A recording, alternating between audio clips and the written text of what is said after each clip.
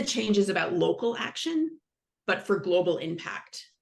And I'm curious sort of how a local community is important to your work and to your theme. For a number of my projects, my typical process is that of a researcher. I tend to interview a lot of people. I tend to do a lot of photography. I tend to go into textbooks to research things.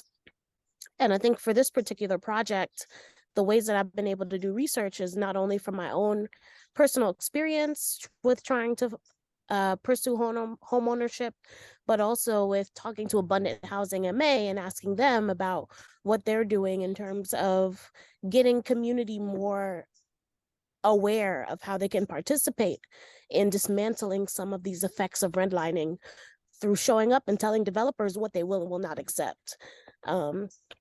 So I think that that's something that has been really exciting to me, and I'm glad that Be the Change was able to coordinate that connection, because I think that it's not enough to just tell people about the problem. We also need to offer opportunities to have them take action, and try to search for solutions together.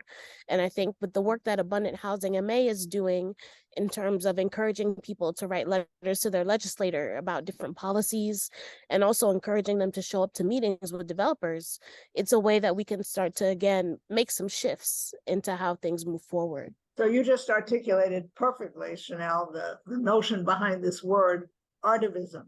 What we hope is that the piece of art and the displaying of these art pieces in public spaces that will attract the attention, literally, of people walking down the street will get them to look at the piece and to think about the issue, and exactly what you said, to wonder if there's anything that they can or should be doing.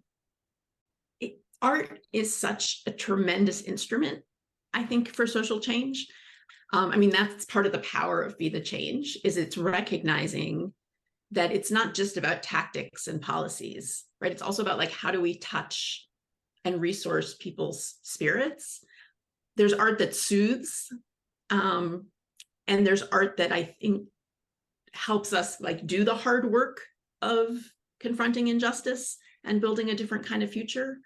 And I think that's so much of that is captured in your piece, and is such a reflection of how art can do all of those things. A single piece, in some ways, is doing all of those things at once, which is just such a beautiful embodiment, I think, of both the issues you're raising, but also what artivism means and what it can provide.